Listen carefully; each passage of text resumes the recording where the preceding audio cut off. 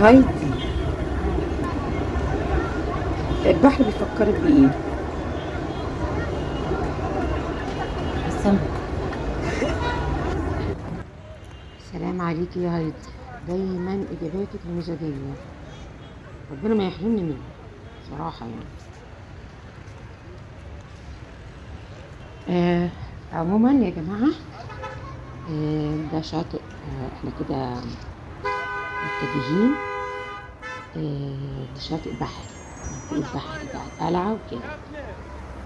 ده الشاطئ، من اول محطه الرمل، داخلين كده بقى على بحري احنا. المناطق دي يا جماعة مش عايزة أقول لكم جمالها، يعني مش محتاج إن أنا أترجم، يعني كل أي حد بيجي داخل اسكندرية جاي يقضي فيها وقت، يعني بتبقى وجهته المناطق دي.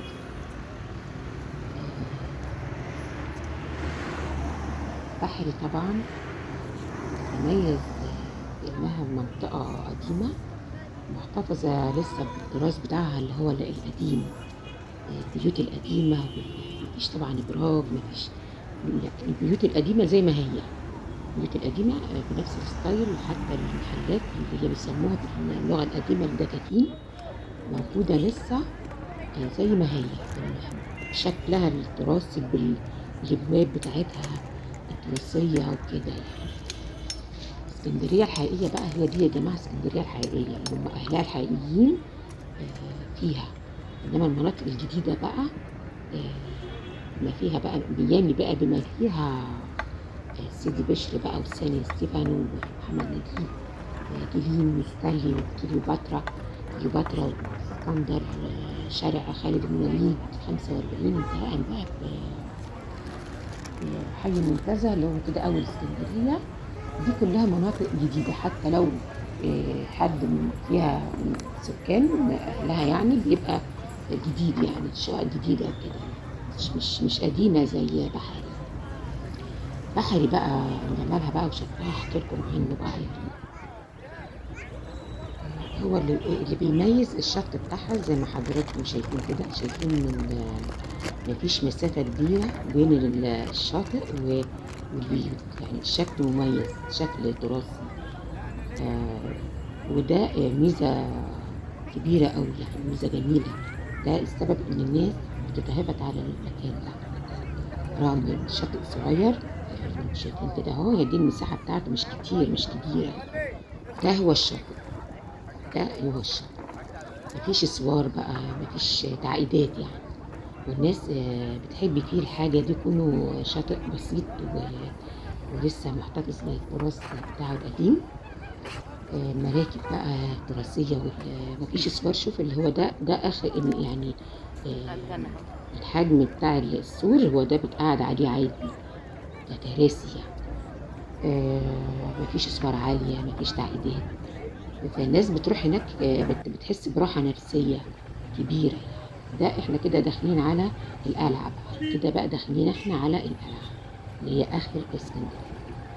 والشط برضو مميز في كونه هادي للعوم، يعني الناس مفيش خطر، مفيش خطورة في العوم، عمرنا ما سمعنا ان حصل فيه مشاكل يعني. مفيش امواج عالية، مفيش موج اساسا يعني. هو كده الشط كده هادي، بتحس فيه رومانسية وهدوء، وبالليل بيكون له ميزة خاصة كده يعني.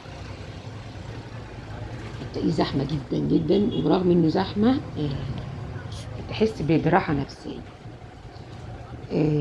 المكان يا جماعة مميز جدا، حيوي في نفس الوقت. المكان قديم ومليان محلات هتلاقوا فيه بقى قهوة الملك فاروق، كان بيقعد فيها الملك فاروق القديمة بنفس ستايلها، فيها محلات بقى الايس كريم بأنواعها. في بقى مطاعم كتير تراثية، ومطاعم القديمة ومطاعم الجديدة. المكان مليان حاجات يعني، مسلي، مكان مسلي بمعنى الكلمة. الحواري بقى القديمة السجالة بقى والحاجات دي كلها، يعني كتر ما هتمشي، طول ما هتمشي برجلك حتى مش هتمل، هتتفسح، هتمشي، هتتفرج، هتستمتع. المكان جميل، المنطقة دي جميلة، ما فيها بقى بحري، منشية البلد، سموها المنشية البلد، هي دي الأساس. فيها بقى المحلات بقى القديمة، فيها الأسعار المريحة. آه، فأتمنى بقى من كل اللي جاي اسكندرية، مكان يستحق فعلا إن أنت تيجي تقضي فيه وقت فعلا. هو لأن هي دي اسكندرية الحقيقية، اسكندرية التراثية، اسكندرية القديمة. فيا ريت بقى اللي جاي اسكندرية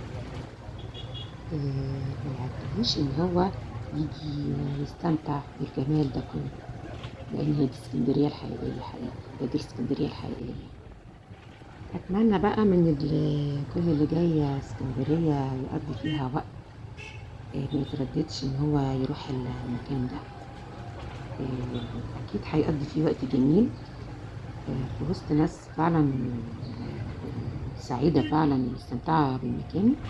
الميزة في المكان برضو إن هو فيه كل حاجة، مش هتسأل بقى ده فين وده فين، كل حاجة قدامك، يعني دي ميزة فيه فعلا في المكان ده. أتمنى يكون الفيديو عجبكم.